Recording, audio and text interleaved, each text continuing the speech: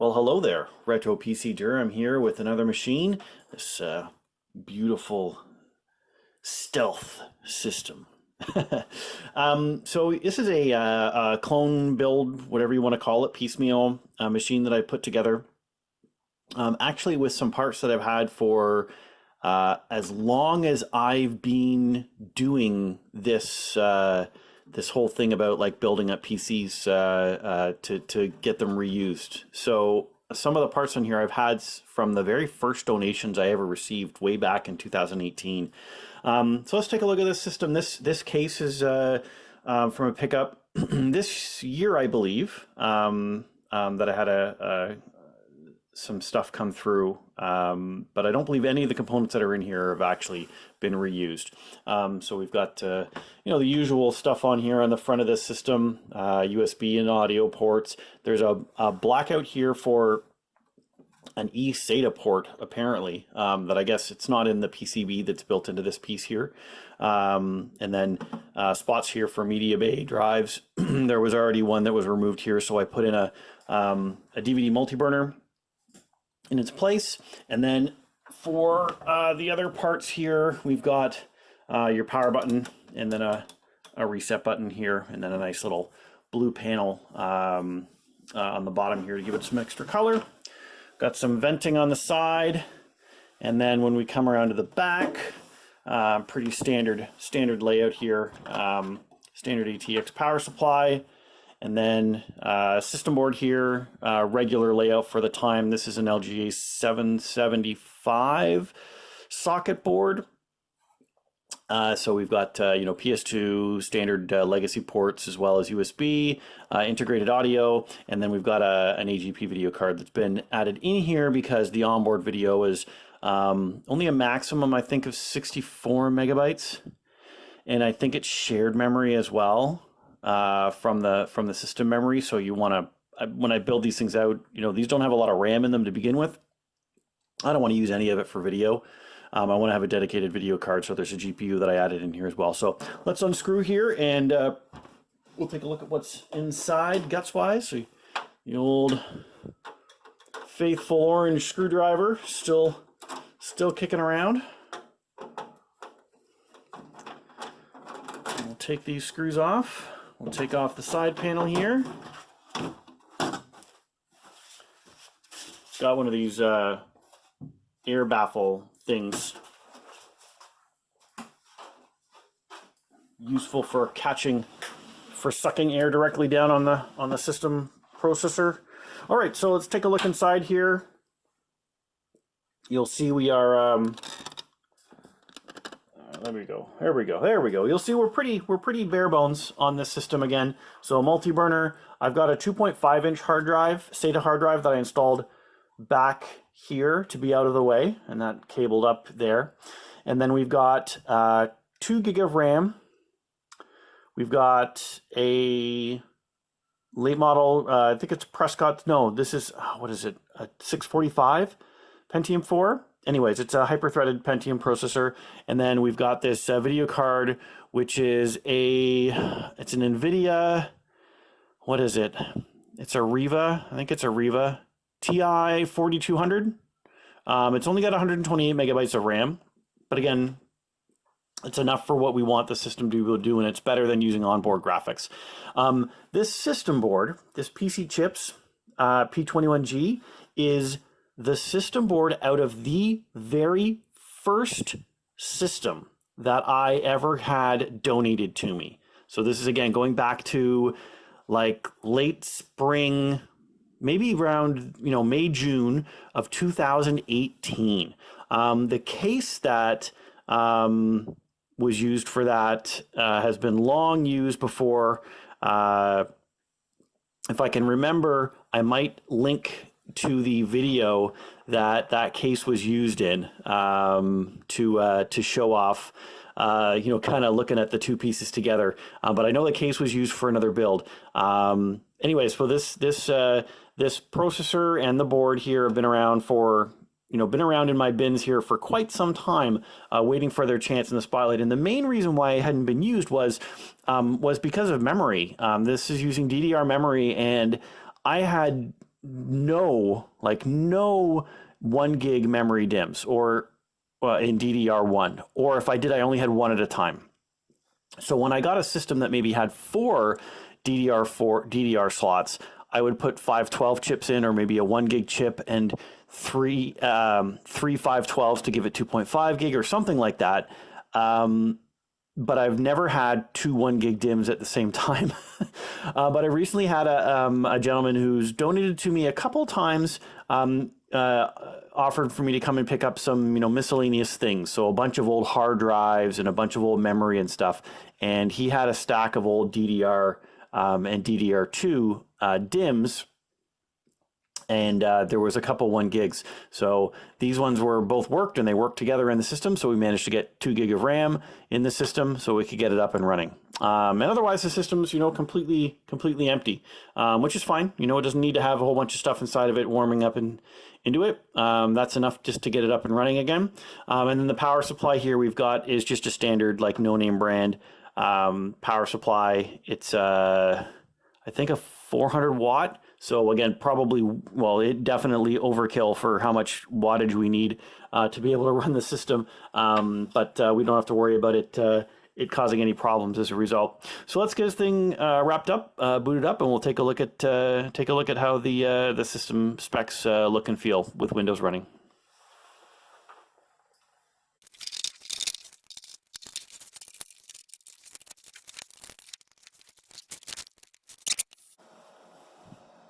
And see how this system handles itself.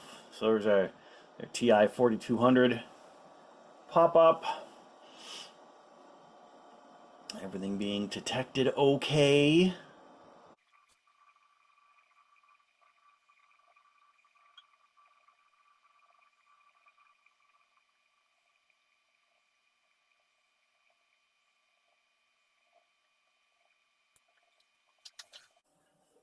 Okay, so here we are. We're booted into Windows, all up and running and ready to go. Let's see what we can see from our specifications. So first off, good old hardware info. Give us some specification summaries. You can see right here, some of the challenges of having these low-end graphics cards.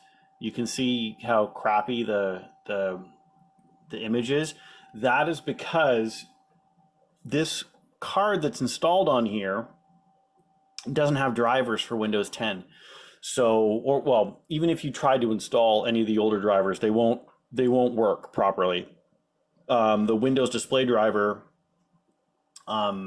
takes over essentially to run instead, and obviously, you're not going to get the best graphics performance out of these older cards. So unfortunately, because I don't have, I work with the donations I get, right? So when it comes to AGP graphics cards, there's only so much I have to work with in terms of the quality of them. A lot of them are 32 meg, 64 meg video cards. This 128 one that I installed is actually probably one of the higher end of the AGP cards that I have. Anyways, we'll take a look at the specs here. This is the Pentium 4 531. That's the correct processor model that we've got. Again, it's one of the late Prescott models. Single core, 2 threads, up to 3 gigahertz performance. I've got 160 gig SATA disk drive in here, all green on smart. Memory wise, we have 2 gig of RAM. It's 2 sticks again of DDR that are running in this system. One Corsair and one Kingston. Just two, the two that I had that would work together on here. And then again, we've got the GeForce TI 4200. So this AGP video card with 128 megabytes of RAM. So it's okay, does the job, isn't great, but is way better than using the onboard graphics, which is going to chew up some of the memory. Even if it's chewing up 64 megabytes of memory, it's memory that we don't want to use up. We don't want to use up any of it if we don't need to.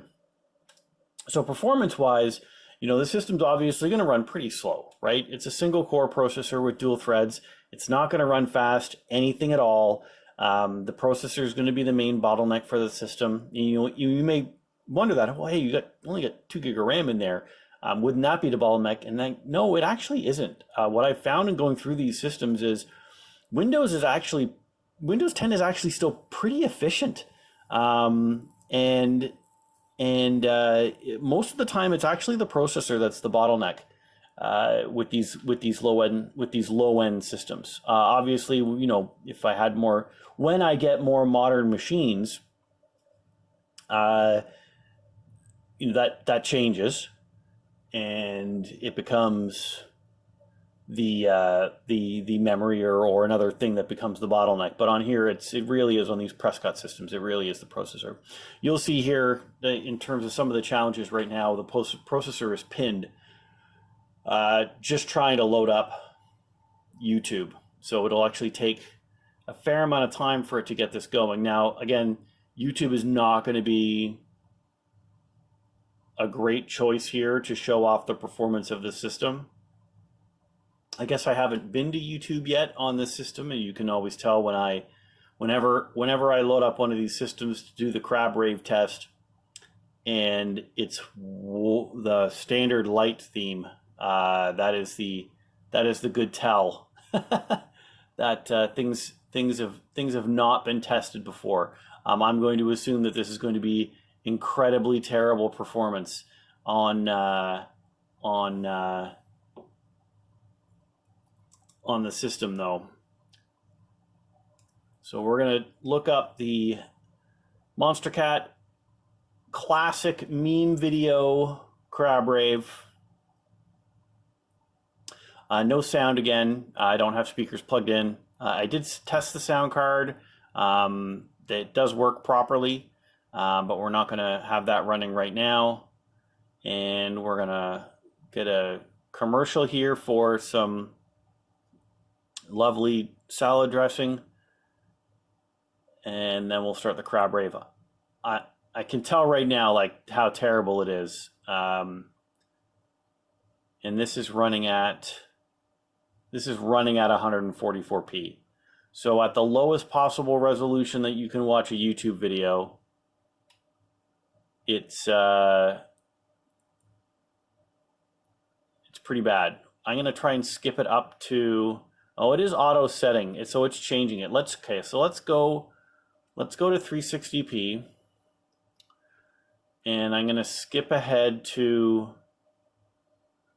when the actual crab dancing starts. But I'm just looking at how poor this is in terms of its ability to render the video and queue it up and buffer it. Like, we're not going to see good performance out of this, so we may not even be able to bother with this. But I mean, this is expected, right? With a system of this age, the intent is for this not really to be used for this type of content. It's for, email, getting online, reading things, maybe a little bit of online, getting some online learning, maybe some very basic connectivity, very basic graphics, full motion video, Zoom meetings, and that type of stuff. This is really not the system for that, right? This is the system for, I absolutely need a computer type of setup, or I've got a little kid, right, who's in grade school, and they've got some stuff they're doing on Google Classroom, and it doesn't need to be super powerful to do it. It just needs to be able to connect, and they can spend however long it takes for them to be able to do that. And if they want to play Roblox, then get them a computer that can play Roblox. that's a want, not a need. But obviously, this is not looking good right here. Though the autoplay was working a lot better, so we're not going to get any farther on this one. I'm not going to waste any more time waiting for that to queue up. So that's the system. It works. It's ready to go. We'll find somebody who will be a good fit for it and get it out the door. And we'll continue to build these machines as we get donations. Again, the better the donations I get, the better the machines I can get out to other people. But I've been scraping the bottom of the barrel, so to speak, over the last couple of weeks, because the donations have been getting a lot thinner. People are, I guess, holding on to their equipment. I've been noticing on the resale sites that people are even going on and there's been a couple of people who've been putting together machines not this old, but like core series machines, i3s, i5s, and selling them for like $50 to make some money, which it's fine. Like, hey, listen, I'm totally down with, you want to make a buck, you got to make a buck, especially in these times. It's tough times out there.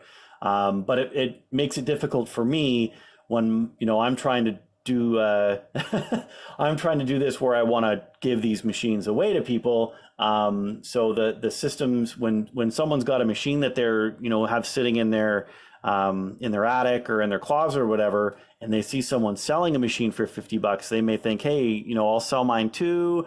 There are less people who are selling machines are a lot less willing to give them away to me for free when I contact them, when I message them, because they see a lot of them being sold for more money. So it's tough right now, but it is what it is. I know things will pick up as doors start opening up and things start opening back up, and people start getting back to work.